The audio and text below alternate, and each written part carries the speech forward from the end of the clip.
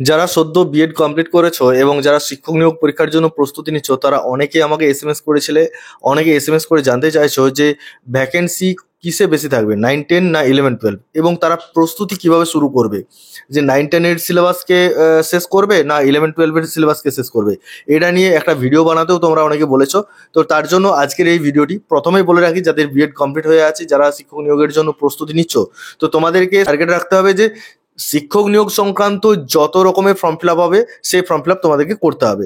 অর্থাৎ এখন তোমাদের হাতে রয়েছে, দেখো, WBPSC অ্যাসিস্ট্যান্ট মাস্টার এবং মিস্ট্রেস। তো এটার জন্য তোমাদেরকে প্রিপারেশন নিতে হচ্ছে। এখানে 9-10 বা 11-12 বলে কিছু নেই, একটাই সিলেবাস। সেই সিলেবাস অনুযায়ী তোমাকে প্রিপারেশন নিতে হচ্ছে এবং এক্সাম দিতে হচ্ছে। এটা গেল WBPSC অ্যাসিস্ট্যান্ট মাস্টার মিস্ট্রেসের কথা। এছাড়া আমাদের যে ওয়েস্ট বেঙ্গলের WBSLST বা MSc, এইটার জন্য যে সিলেবাস রয়েছে 9-10 এবং 11-12 দুটো আলাদা আলাদা সিলেবাস। তো এখানে বলে রাখি যে 9-10-এর ভ্যাকেন্সি সবসময়ের জন্যই বেশি থাকবে, 11-12-এর তুলনামূলক কম। তাই কম্পিটিশনের মাত্রাও কিন্তু 9-10-এ অনেক বেশি থাকবে। তো যাদের মনে হচ্ছে যে একটু বেশি ভ্যাকেন্সি যেটাতে রয়েছে সেটাতে পরীক্ষায় বসবে, তাহলে বলবো যে ডেফিনেটলি 9-10। এবং 11-12-এও যে কম্পিটিশন থাকবে না তা নয়, কম্পিটিশন বেশি থাকবে এবং তাতে করে 9-10-এর তুলনায় কিছুটা হলেও সিট কম থাকবে। দুটো গেল।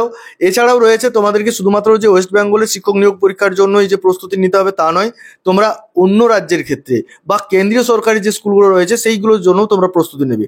আর তার জন্য রয়েছে NVS, KVS, MRS। এছাড়াও রয়েছে বাইরের রাজ্য, আমাদের বিহারের BPSC। তো এইগুলোর জন্য প্রস্তুতি নিতে পারো। তার জন্য তোমরা আগে সেই সিলেবাসকে আগে নিজের কাছে রাখো, সিলেবাস দেখো, যে সিলেবাসকে দেখে তোমরা নিজেদের মতো করে এগিয়ে চলো। আর হ্যাঁ, অবশ্যই প্রস্তুতি নিতে গেলে তোমাদের প্রয়োজন কি না, একটা ডেলি রুটিন। একটা ডেলি রুটিন অবশ্যই মেনটেন করতে হবে। তার জন্য তোমাদেরকে ডেলি রুটিন ধরে যে সিলেবাস রয়েছে সেই সিলেবাস ধরে তোমাদেরকে এগিয়ে যেতে হবে। রেগুলার প্র্যাকটিস প্রয়োজন। রেগুলার প্র্যাকটিস না করলে তোমার যে আয়ত্ত, তোমার যে ক্যাপাসিটি, সেই ক্যাপাসিটি তুমি বুঝতে পারবে না। তার জন্য রেগুলার প্র্যাকটিস প্রয়োজন। অর্থাৎ একদিকে যেমন তোমাকে কি করতে হচ্ছে, সিলেবাস ধরে প্রত্যেকটা টপিক ধরে এগিয়ে যেতে হচ্ছে, তেমনই রেগুলারিটি বজায় রেখে তোমাকে মক টেস্ট বা বিভিন্ন ধরনের কোশ্চেন অ্যান্সার নিয়ে আলোচনা করা, যাতে করে তুমি বুঝতে পারো যে তোমার অবস্থান কোথায়। এগুলো তোমাদেরকে কিন্তু করতে হচ্ছে। তো যারা জানতে চেয়েছিলে যে কিভাবে প্রিপারেশন নেবে, তো প্রথমেই বলবো একটা ডেলি রুটিন তৈরি করো।